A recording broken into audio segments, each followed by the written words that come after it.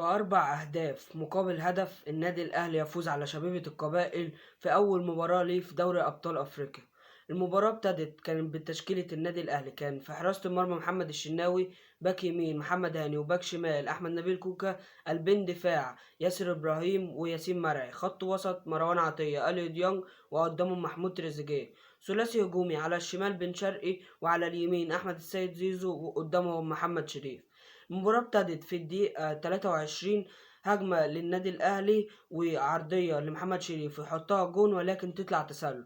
على طول بعدها بدقيقتين في الدقيقة 25 انفراد لمحمود حسن تريزيجيه ويروح وينفرد بالحارس ولكن يحطها في إيد الحارس. على طول في الدقيقة 36 من الشوط الأول هجمة للنادي الأهلي وعرضية من كورنر من أحمد السيد زيزو لتريزيجيه برأسية ويسجل الهدف الأول. على طول بعديها عرضية أرضية من بن شرقي ويسجلها محمد شريف ويبقى الهدف الثاني للنادي الأهلي.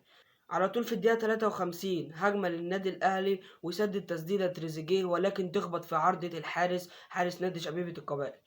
على طول بعدها في الدقيقة 56 هجمة لنادي شبيبة القبائل وعرضية ولكن سهلة للشناوي ولكن بخطأ ساذج من ياسر إبراهيم يحط الهدف الأول لنادي شبيبة القبائل.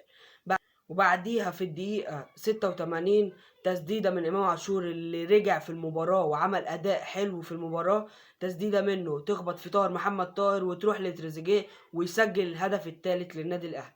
ونيجي قبل نهاية المباراة في الدقيقة 93 لإمام عاشور تسديدة برضك ولكن تخبط في العارضة وظهر الحارس ويسجل الهدف الرابع.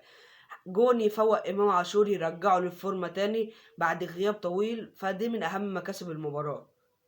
نخش بقى لتقييمات لاعيبة النادي الأهلي. في حراسة المرمى محمد الشناوي ياخد 4/10 عشان الجون اللي دخل فيه. باك يمين محمد هاني هياخد 5/10. باك شمال أحمد نبيل كوكا 4/10، وياسين مرعي 5/10. ياسر إبراهيم 4/10.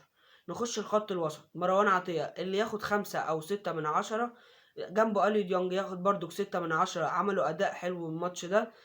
تريزيجيه رجل المباراة ياخد 9/10 أو 8/10، بس عمل أداء كويس النهاردة، ضيع كرات كتير.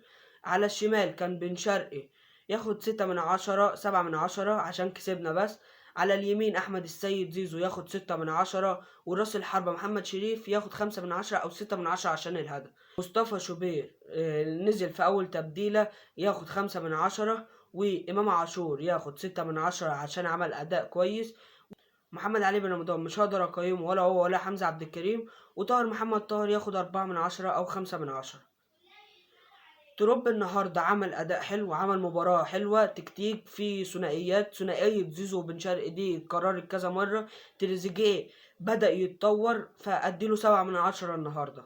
ونيجي للتبديلات. أول تبديلة معانا كانت طاهر محمد طاهر نزل بدل محمد شريف، وتاني تبديلة كانت شوبير نزل بدل الشناوي للإصابة.